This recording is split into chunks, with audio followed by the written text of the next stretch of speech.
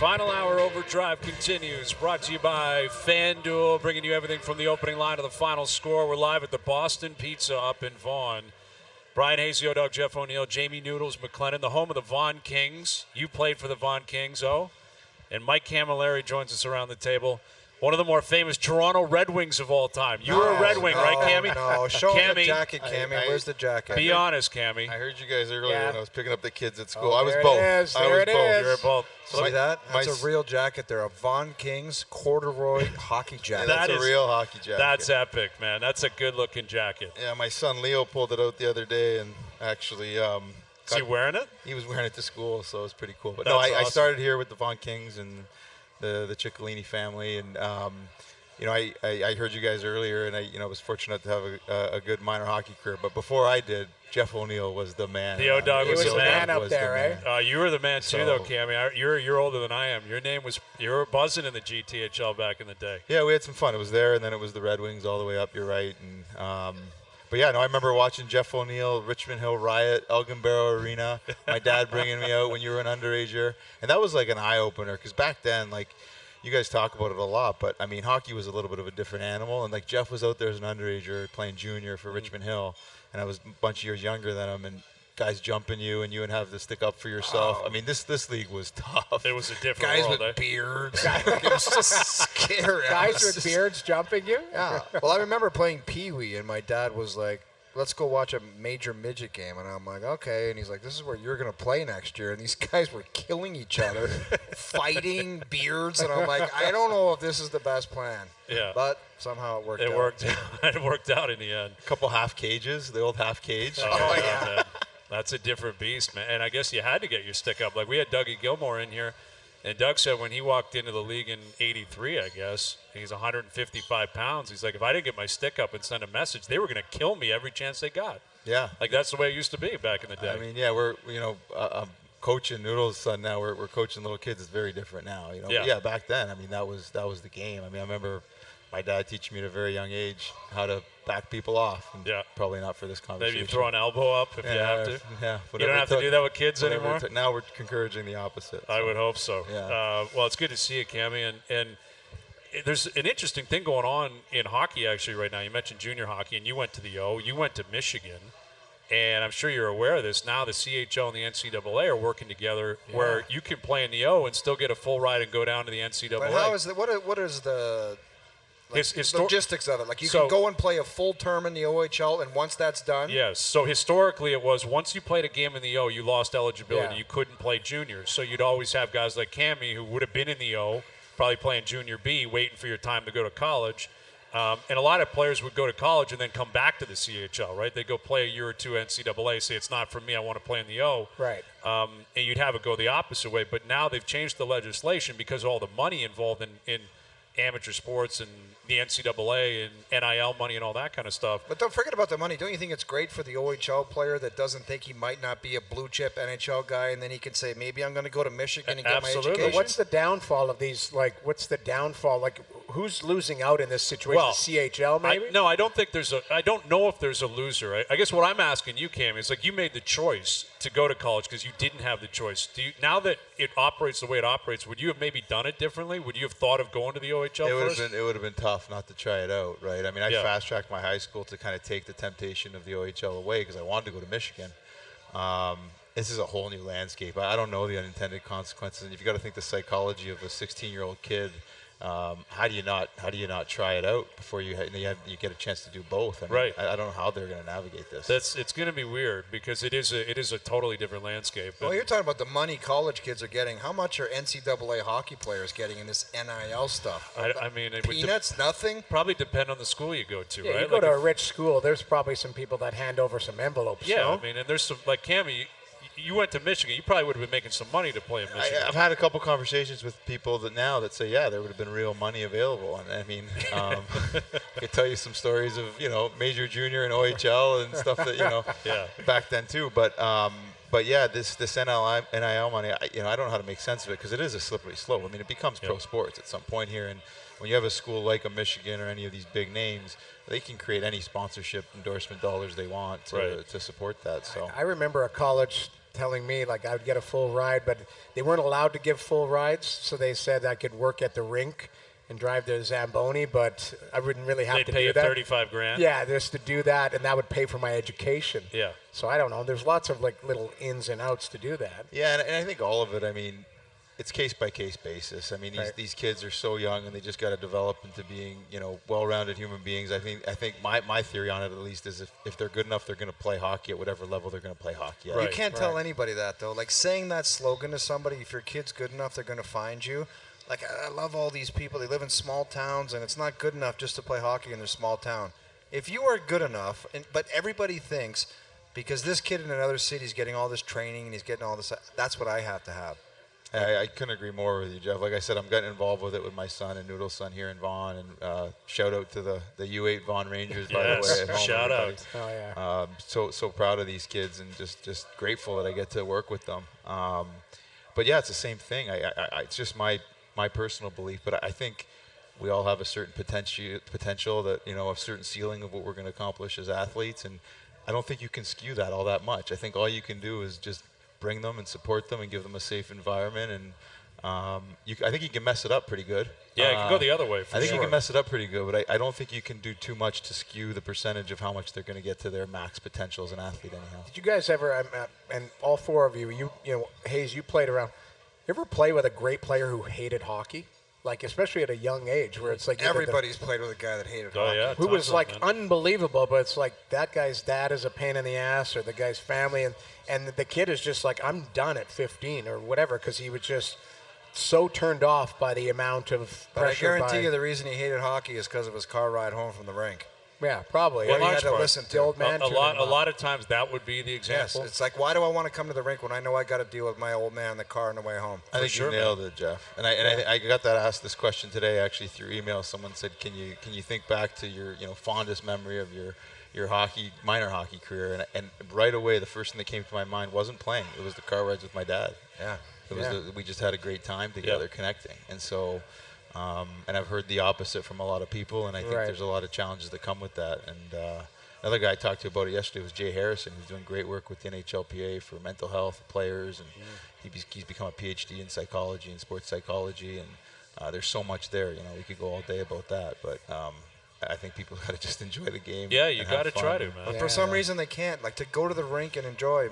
My daughter plays girls hockey up in Collingwood, and it's like you would think, I don't know, not because it's girl, but just go and enjoy and have a good time, support, but then it just turns into, I just look so many times, I'm like, why can't you just be quiet and watch the game?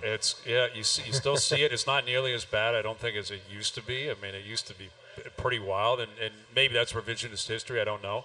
And I'm sure there's some kids that also just grew up and they didn't have that support staff. Like just tons of talent. You see it in the city all the time. It's like, it's tough for them to get to the rink. And I think you got to empathize and have compassion, right? Because not everybody had our experience, right? Not everybody had, all four of us had hockey experience and went through things, and they're seeing the world through their filter. So I don't blame parents that are thinking and feeling things. It's how their experience has been, with sports. So. Right.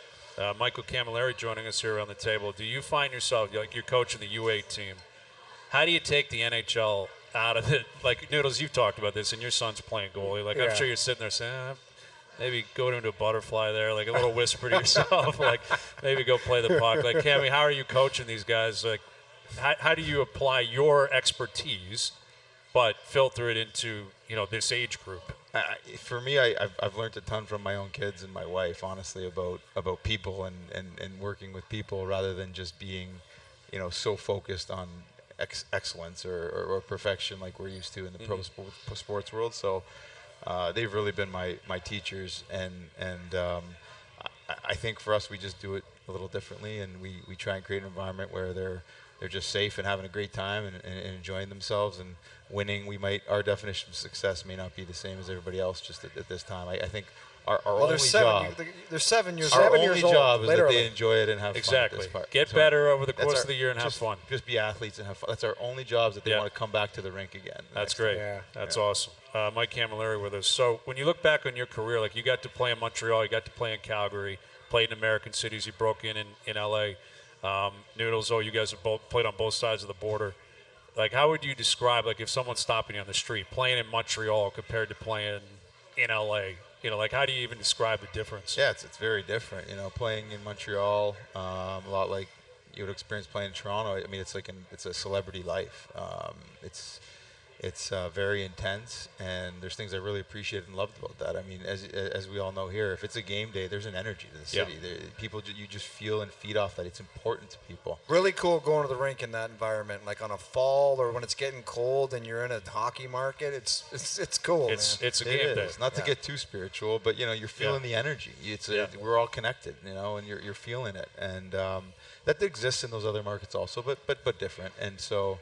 Also great for different reasons. Well, you played in Edmonton a little bit too, and got to experience McDavid. How was that? Seeing him. Obviously, he was younger, but Yeah, it was 2018. It was my last year. Played on the line with him a little bit, and knowing Connor for years prior to that. I mean, for me, when it comes to playing the game of hockey, I think he's the best we've ever seen at playing the game of hockey. I mean, hard to make these arguments of transgenerational players and all these things, but when it comes to just a skill set of playing the game of hockey, exceptional. And Leon too. I mean, both those guys, playing with them and seeing the level of which they play the game. It felt for me like kind of how I would say it, like how I would felt playing Pee Wee. I mean, you might feel the same way. At Pee Wee, I felt like I could do that stuff that he's doing in the NHL, if that makes any sense. Crazy how good he is, man. And like he's from Newmarket. Like you guys are from Vaughan, King City. Like it kind of feels like it just every generation there's that next kid coming. Right, like, and I don't know who that is. Mine, when I played watching, it was Mario. I was like, that guy is so much better than everyone else. It's scary. And this is the NHL where everybody's really good. And he was the only guy I could ever watch. He would stand on the glass and put his elbow up on the dasher. And if anyone else tried that, they're in the minors, but all of a sudden he'd have the puck on a stick and a breakaway. And I couldn't figure out how he could do that. Yeah, I'm like, how could he be hunched over at the far blue line, all of a sudden magically the puck's on his stick? And someone just clears it to him, and it's a breakaway, and he scores. The further we get away from him playing, like the less people kind of understand that in a weird way. Like it speaks to our age group, but like you got to see it live, you got to watch it. The guy, it was just insane. It's the same thing with Gretzky, where like his stats, Ovi's going to pass him. Like there's one of his great records that's going to go down. There's a number of them that just simply never will. He's just going to own a lot of them. Well, you but talk as you about go on and on, it's like, oh, was he even that great? It's like. Yeah, he was that great, man. You talk about guys being injured, whether it be McDavid or Matthews missing some time now. I think Mario, he missed a bunch of time with cancer. Yes. And he came back and won the Hart Trophy, the scoring race, everything. And I think he back. missed. He had the back injury that was bad, man.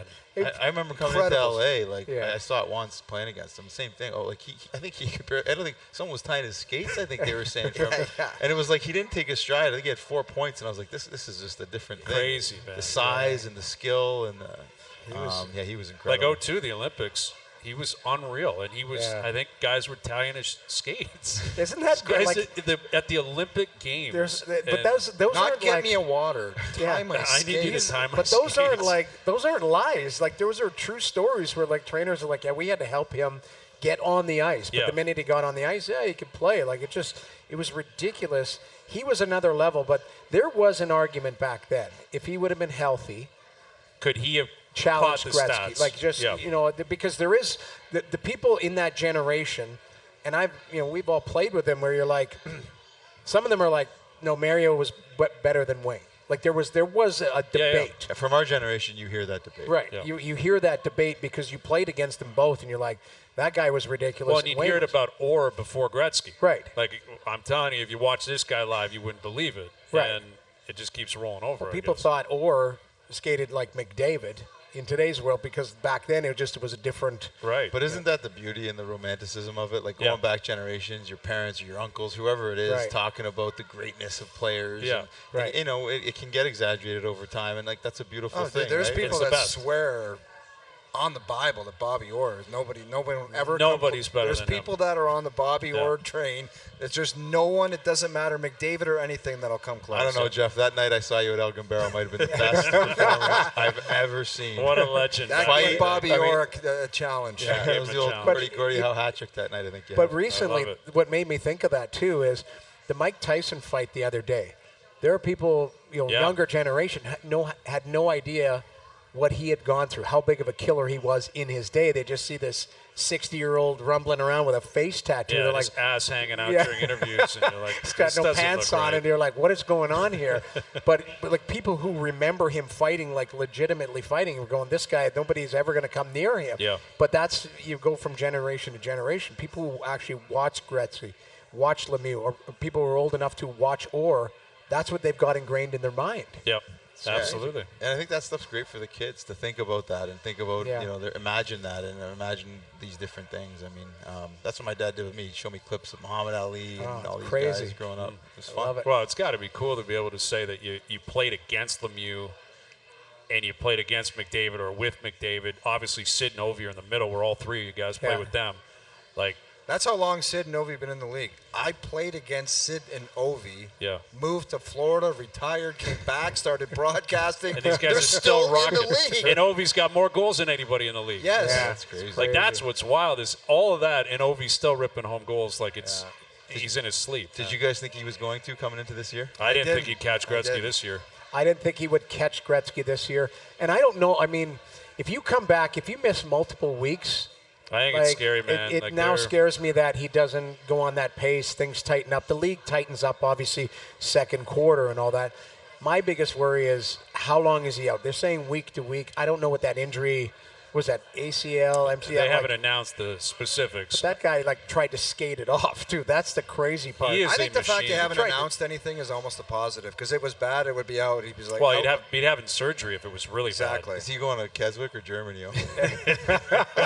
He's on He's a going to Germany, man. He's getting to I was Germany. going to Keswick. bad. What about He you? might be going to Switzerland. Yeah, he could get anywhere he wants to, man. That was that was an innocent play to me. It looked like they just collided. Like it didn't look. Well, yeah, Egregious. McBain Jack McBain had to McBain. pay the price and fight Wilson afterwards. Imagine that bumping into a guy and all of a sudden Tom Wilson's beating your brains in for an accident. That sucks so bad. Credit to McBain, though. He's like, Yeah, he's a and, big kid. And credit to Wilson because he's like, well, square off. I'm not going to jump you here. Yeah, he may have said, I'm going to jump you. You can make the Yeah, call you on can this. decide. You decide how fun this is going to be. You make the call, buddy. And Tom Wilson has a mustache. He looks like a cop out there. He It's is a unbelievable- massive human being, He's Tom so Wilson. big. He is a massive human being.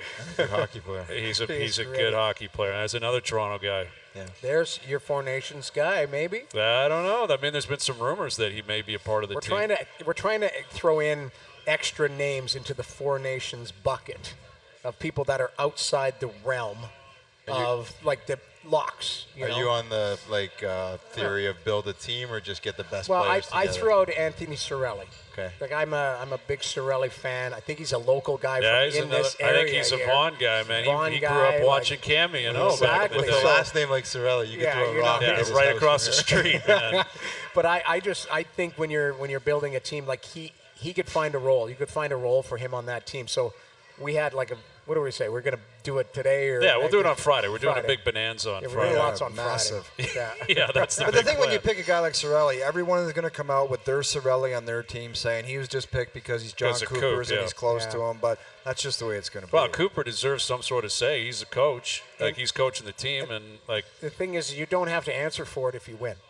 Like that's Right. the thing. You win the tournament, you're like, okay, well, that's what always, like, Rob Zamler takes so much heat as if he was the reason they didn't win.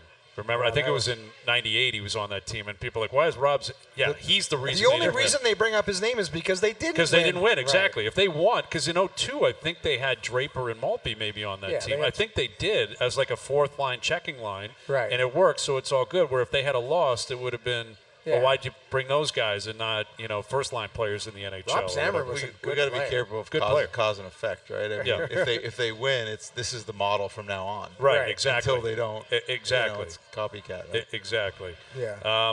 Well, listen, Mike, it's great seeing you, man. Nice to And see you. What do you guys got in store with the U8 Vaughan Rangers? Yes. Is that who we're playing for Vaughan these They days? don't know what they're doing. You think they got a practice even planned out for their next practice? I don't They- know. He does. Cammy looks like he's very dialed in, organized. man. Very organized. Cammy looks dialed. We saw him over the summer working on his short game for like 3 hours. Yeah. This While guy's- we were chopping and slashing. we were Folding the slashing sod. it everywhere at the Nash. That was an ugly. I've never seen you hit some shots like that. Scary stuff. That's a And good it was course, so right? embarrassing because I blew course. one The way Nash right ones. on 9, and you were very like, good. "There's Mike How did Camilleri they on the get on there? range." That's true. Cammy was on the range at the Nash. And I was 3 feet from him, almost out of bounds. He hit one off 19 on the range, and I'm like, I think that's Cammy, man. You got to go And talk I to just him. went like this and walked away. It's a popular spot. You don't want to miss that fairway left. Yeah, you don't want to miss it over How there. did you guys end up there? No, we sneak on about twice a year. We got a mutual friend they hit up. With Yeah, a text we- message. Hey, what are you doing Friday? We bother a In couple our defense, people. they call us. They call us. generally do call us in, and about twice a year we sneak in there, and we enjoy ourselves. It's a beautiful spot. Cammy, great seeing you, man. Yeah, thanks thanks for for doing having me, this. I love that jacket too, man. Yeah. You got to preserve that. I do. yeah. That's rock star stuff. We got to get corduroy back into the mix. Absolutely. Corduroy jackets are world class. I agree. We've got to mix that into the rotation. Mike Camilleri, ladies and gentlemen, former Vaughan King. Yes. Former Vaughan King, and that's all you need to know about it. Andy Petrillo coming up. We're live at the Boston Pizza in Vaughan. Overdrive continues. TSN 1050 and on TSN 2. Overdrive continues. We'll get to our best bets brought to you by FanDuel later in the hour. We're live at the Boston Pizza in Vaughan. And if you're Italian, you're welcome. Mike Camilleri's been here. Frankie Corrado's been here. Doug Gilmore. Dougie's an honorary Italian. He is. And look who we have here.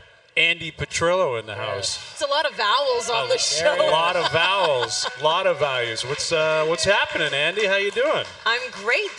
I love that you guys are here. My parents are just up the street, so Yeah. I just hung out at their house all day because I'm like, I got to be here. Right. And just the old stomping grounds. Well, it's great to see you. You are the busiest person in show business. When Yes. Doogie said you accepted our invitation, I thought that was an impossibility because you work basically every night. I was last night doing the soccer match when he was texting me, and I'm like, you got to wait a little bit. I'll confirm Yes. when I'm done. I had that conversation with him. Doogie's like, I'm waiting for Andy. I'm like, I know she's working. yeah. Like I will there's a get big back game to you. tonight. She will respond to you, Doogie. yeah. And yeah. he's pesky, though. He's pesky. Doogie's Yeah. a pesky guy. He harasses people. That's what okay. he does. It's all good as long as he knows he'll get a response probably closer to midnight. Yeah. Then right away, then we're all good. How are we feeling about our national team here? On the men's side, how are we Yeah. feeling about things? Feeling good. Jesse Marsh has been wonderful as a head coach and changing the culture.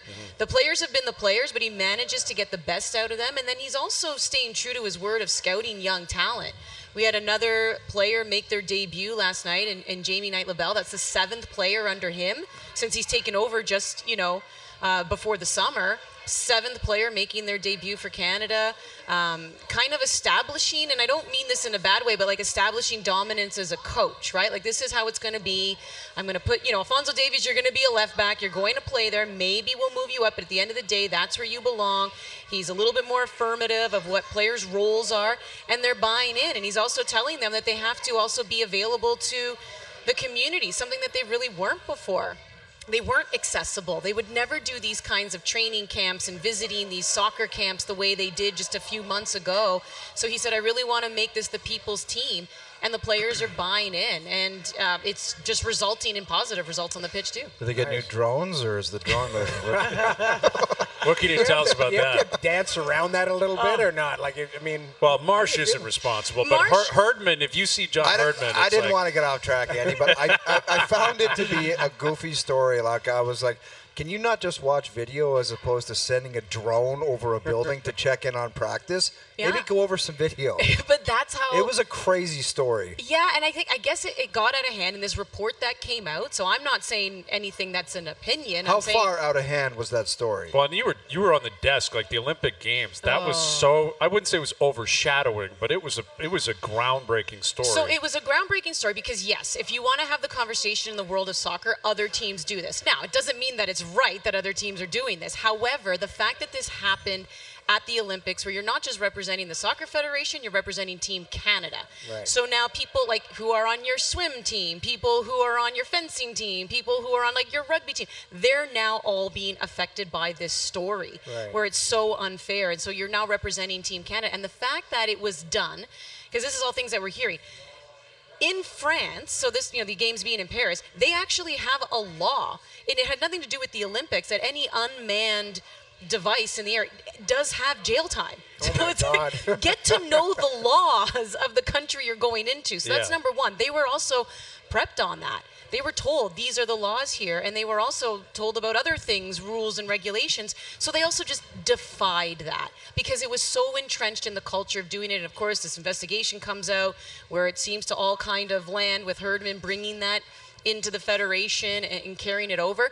What that means for MLSE and Toronto FC, and if they're going to do their own internal investigation. I don't think they're doing anything for John Herdman. I mean, they're. Yeah, Didn't he that's up just to them. say I had nothing to do with that? Yeah, well, basically, he's pleading the fifth, and like Bev Priestman, it came out last week, I guess, that they've cut ties as if they were ever bringing her back. It had after to that be a legal investigation. thing, though, right? You had to go through the process, but I don't think Bev was sitting there saying, "Oh, I can't believe it. I thought I was going to get through this scandal.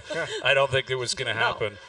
What's up with BMO Field? Like, where are we at with the build? I know you're not responsible for this, but like the World Cup is coming in a year and a half. Yeah. And I always ask people that are down there a lot, and they're like, I'm not seeing a lot going on. Like, they're building. Are they not? Like, how much are we expecting over the next year and a half as we prepare for the World to show up? I mean, I obviously with TFC playing and then the national teams, like I said, I was just there last night doing the quarterfinals for Nations League. I would assume, and you're right, I just haven't seen any kind of construction happening there. I would assume it would happen mostly in the off season. They're waiting for the guys on the Gardner to finish up, and then they can start on the... And the LRT. It goes Eglinton, create more traffic. Eglinton, Gardner, BMO Field. Yeah. Can we get crew. Eglinton done first? Although Taylor Swift, I think, arrived back in town today.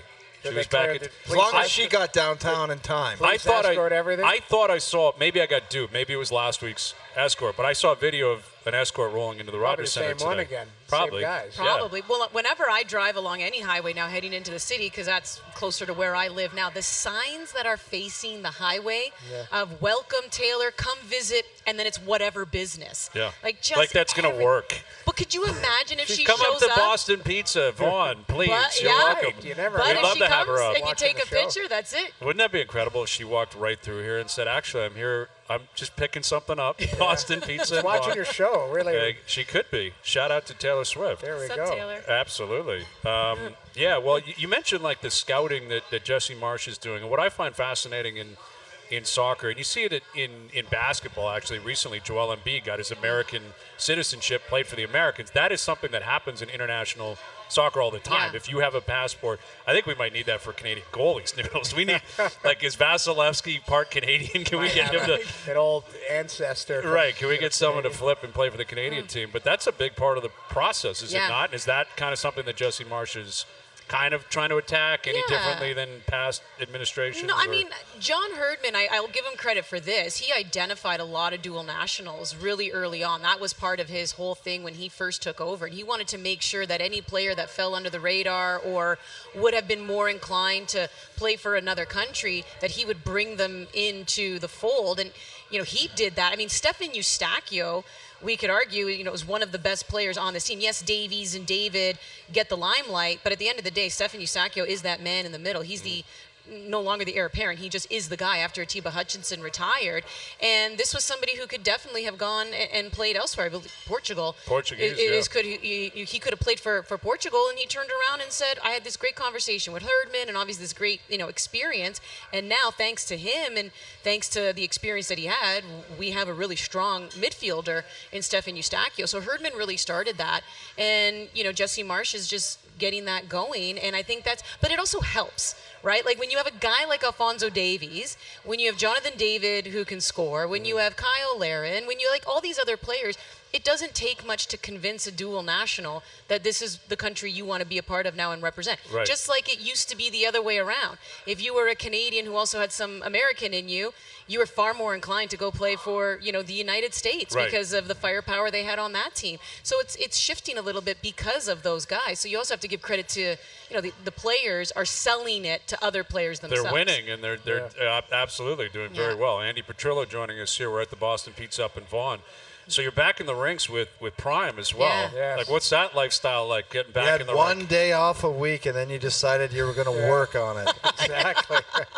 I love it too much. Well, so Maple is where I'm from. Yes. And I know we say Vaughan, York region, but there is a difference between Maple and Woodbridge. Okay. People Fair who enough. live here for a long time know. Do you know that Joe from the Bridge is technically from Maple? Then he He's a needs to change- fraudulent so he's Woodbridge fraud. guy. Joe from Fraud. Maple? He's not from Woodbridge. Really? Joe from the Bridge is a fraud. He's No, not. he's Fraud. Look saying at him. no. That's a fraud. Like, It's We're true, man. I need He's to know from your Maple. address. I need to know the boundaries because there is a difference. And my love for hockey, I loved hockey when I was young, but when I really kind of started working, I guess you could say, was the Maple Community Center.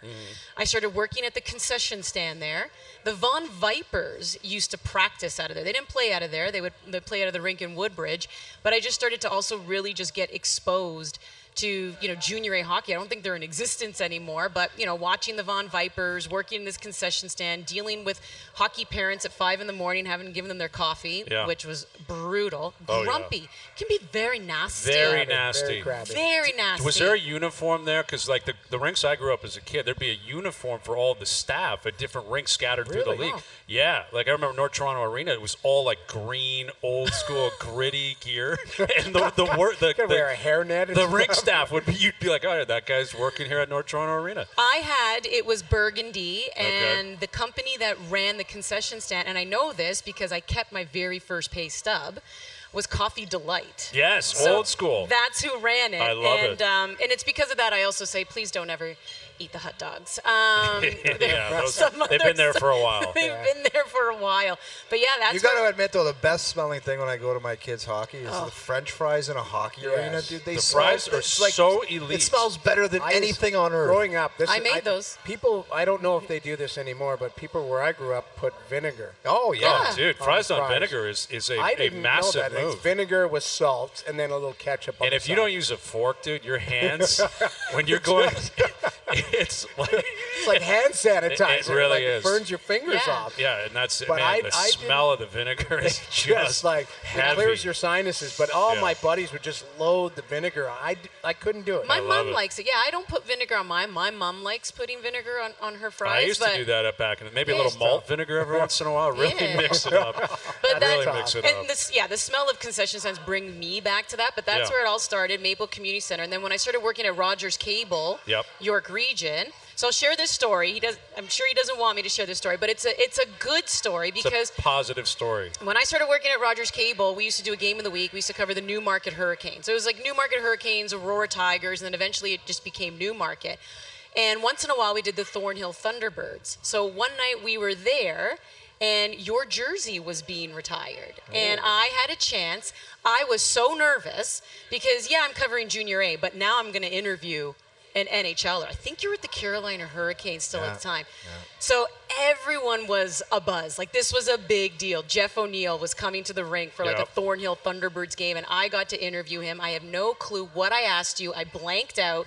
I was so nervous, but you were very kind and you were Look very at you. giving of your time. Look at you, the O-Dog, being very professional with young journalists. Young guests. Young I thought that journalist. story was going to take a bad I thought it was too. I was waiting No. for it. He blew me Waiting off. He gave time to community television, and yes, it was a Okay. professional interview. I was concerned. I wasn't sure where this story was I going. thought it was No, going no. like a Bill Murray and Kingpin kind of vibe. Like, that was my concern. I thought for sure it was either he was a total jerk or he asked for my phone number. Yeah, exactly. Hey, I'm staying at the Royal York downtown. It's like, that's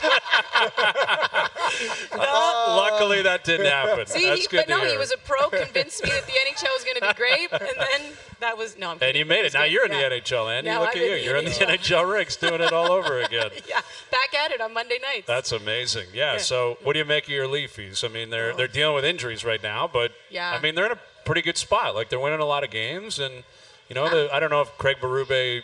I don't think you would suggest, or anyone would suggest he's hit every note yet, but I think he's off to a pretty good start, and the Leafs are in a pretty good position right now. Yeah, I mean, at least one thing that at least I wanted to look at, I know we were all kind of talking about this too, is what kind of coach Craig Berube would be, and would he be somebody that would crack the whip a little bit? Would he be somebody that's a little bit more of the alpha dog that the players would listen to? It seems to be the case. He seems to be getting the best out of them. And, you're right. I think more than anything, it's just been the injuries that have kind of hit them right now.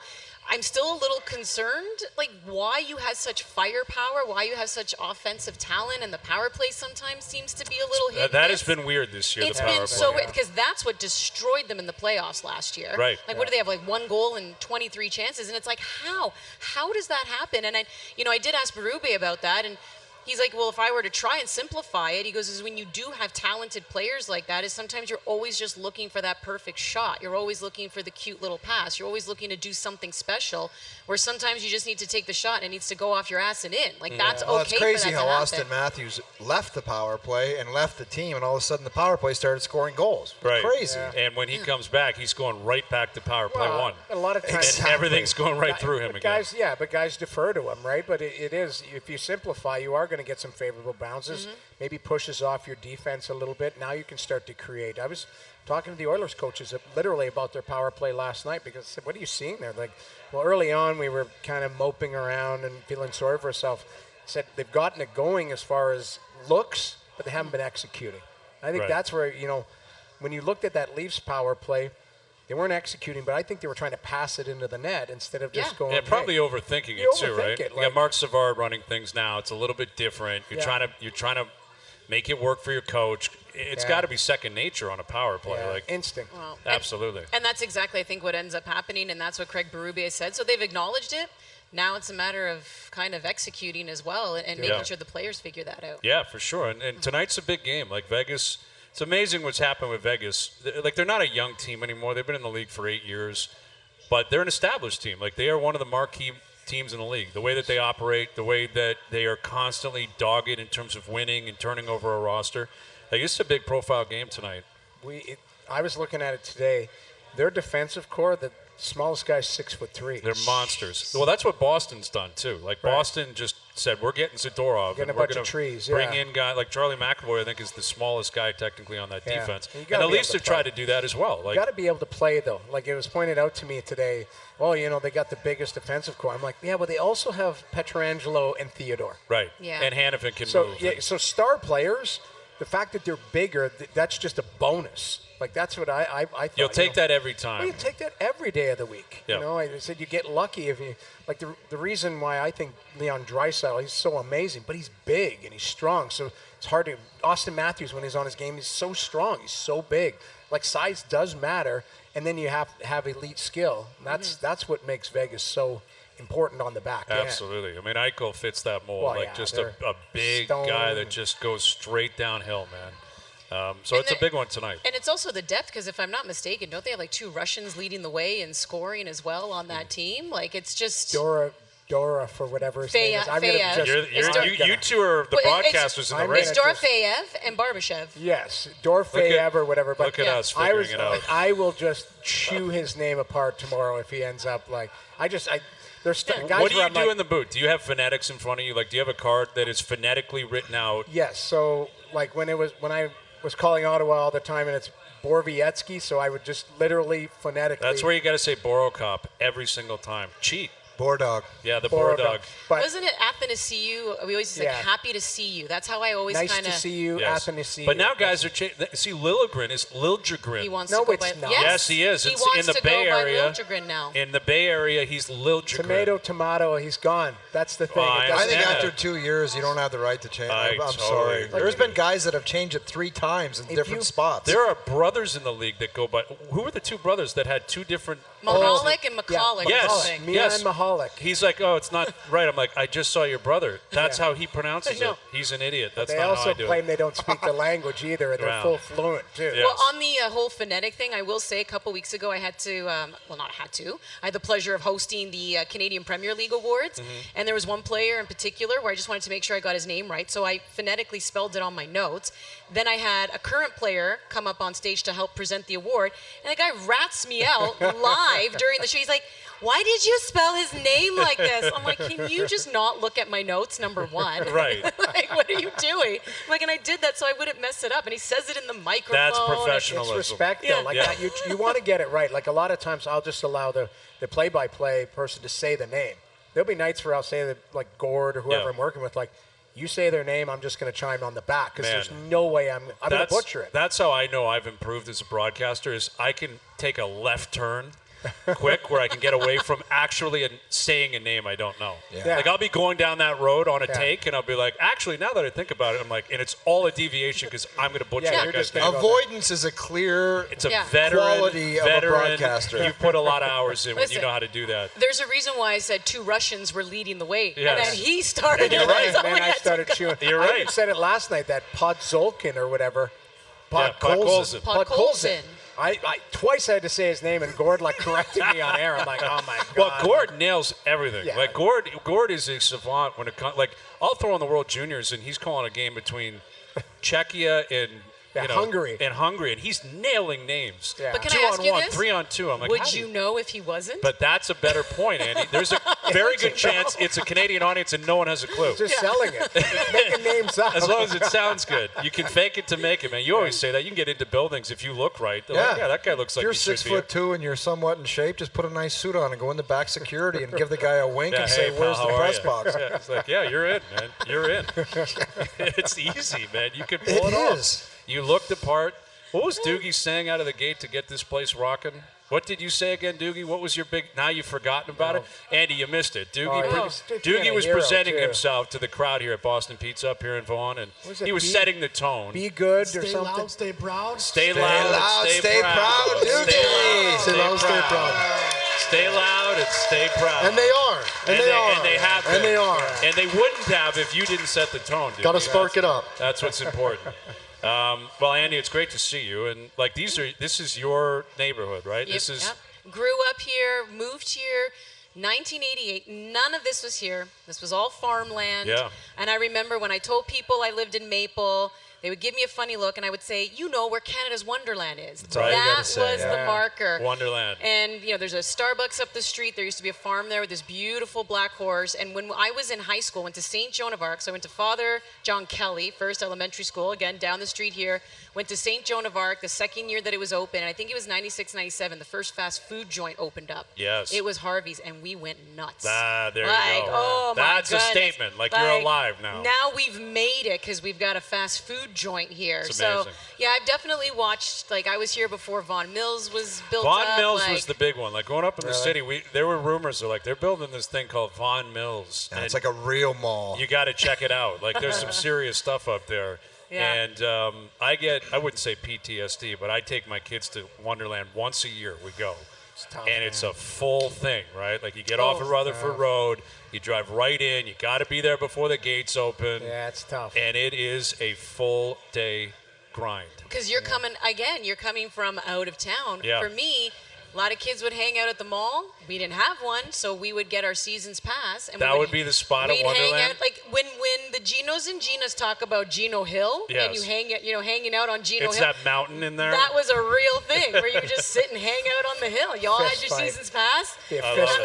fight. I'll meet you at Gino Hill. Yeah, Straighten I'll meet you at out. the bats. I'm going to beat the hell out of you. Yeah, Joe from the Bridge knows. You know, Yeah. coffee time as well off Highway 7 where all the guys would bring Coffee up their, time their, was the they, best. their souped up cars, and all the girls, Yeah. I would admit, we'd be like, ooh, I love your car. That's a great. Meanwhile, it was like a $12,000 car. You look back on it Fuzzy now. dice hanging out of it. Just whoever had the loudest muffler was like, "That's a really nice car." Yeah. That car has Actually, no it's so muffler. aggravating, and no one wants to hear it. Now it drives me nuts. Isn't but it crazy? As a teenager, you just thought those guys were the coolest ever. Now Coolest if anyone guys. goes with a loud car, I'm like, shut, you sick. It's so aggravating. Yeah. My neighbor's got the loudest truck. I'm like, it's totally unnecessary. Fires it up at 5:30 in the morning. Like it's really Warm it up. unnecessary. My kids are like, "What is he doing?" I'm like, "I don't have a clue." revving it up. Yeah, he's got like a 9-to-5 job too. The guy's got a decked out F-150. I'm like, Yeah. "What are you doing? Like, what do you need that for?" Does he have the King Daddy topper, though, the black smoke that comes out Oh, of it? this thing is revving, man. This Is there thing the is light revving. underneath? Because I don't know if he's got that going. He might. Oh, 'cause Probably I- got hydraulics, the whole nine. I dated a guy, and like for his birthday, I got him like the blue lights that would go in the front of the headlights and some light that went under the car. And I'm so embarrassed I ever did it. But I'm sure he did. loved that though. He loved it. Yeah. There you go. Still has it. Still He- driving he around. probably does. He's like, I used to date Andy Petrillo.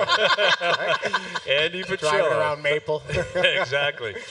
Great seeing you, Andy. Thank you for doing great this. being here. There's Andy Petrillo joining us here at the Boston Pizza in Vaughan. There it is. The locals love it having Andy back in town. We'll come back with our best bets and wrap up a busy afternoon. Tee up Lease Vegas one more time. Overdrive continues. TSN 1050 and on TSN 2. All right, today's best bets powered by FanDuel. Make your picks and assemble a same-game parlay in seconds on the FanDuel Sportsbook app. Okay, the Leafs need to get off the snide tonight in terms of goal scoring. And I think they can and will tonight. Yet the number's 6.5, which is a bit surprising for me. That's a pretty big total. Seems high. That seems high. You got Joseph Woll in net. You got Aiden Hill in net. Both good teams. I think defensively sound tonight. I'm going to bet the under, but I'm also going to bet Marner and Nylander to pick up a point each. At least one, because you're going to need to. I think they're both going to play like 25 minutes tonight, if not more. For sure. That parlay paying plus 274. Your best bets powered by FanDuel. Live same-game parlays are now available for every NHL game on the FanDuel Sportsbook app. Please play responsibly. 19 plus, physically located in Ontario. What can we say? I mean, we want to thank everyone for coming. You. Like, it's just been an unbelievable afternoon. We want to thank everyone at Boston Pizza. The hospitality has been nothing amazing. Short of spectacular, which is what we expect every time because they're such great partners. They've been so good to us. Yeah. We love coming up here. We've been to a number of Boston Pizzas throughout the GTA, and we sure hope we can do this more in the future. It's been absolutely so much fun. So thank you to everyone here at the Boston Pizza at Vaughan, everyone at corporate Boston Pizza that's been so great to us over the years, and thanks to our whole crew too. The Gap Man's been rocking. Oh yeah, Gap Man's been rocking. Gap Man had a good day. Yeah, he had a good day. phenomenal day. JP Doogie had a good. Doogie was brilliant. You today. got everything cooking, Doogie. Acknowledge the people. And There you go. boy. Joe from Atta Maple. boy. Joe from Maple. Joe from Maple, also very good. maybe Concord. He's claiming he's Oh, from give him a Concord. thumbs down, Joe from Maple. He's from Maple. There he is, Joe from the bridge. The whole everyone in the truck, the whole crew, and everyone from TSN for helping us get here and getting us on the air. I guess all we do is turn the mics on and go. That's it. And eat pizza. And eat pizza. That's There precisely were people what we writing do. in saying like you should at least dove into at least one pizza. I saw You're your allowed to- fingers. Your fingers were in I there. took a couple niblets off the top. I was starving, and then I had a nice healthy bowl. You were dabbling. You man. were. You were tickling the ivories You were- there a little bit. You were hovering. You had a little Mozart going. Yeah, you were just hovering. checking out what's happening. But we can't thank everyone enough. We really appreciate all the support from everyone here at Boston Pizza. And it's been a blast. So thanks to everyone behind the scenes for helping out. Everyone for tuning in today. TV, radio, podcast, web, or in the restaurant. Boston Pizza up here in Vaughan. It's been a blast. We're out of here. Enjoy your evenings. Enjoy the games tonight. We're back tomorrow at 4 p.m. We'll chat then.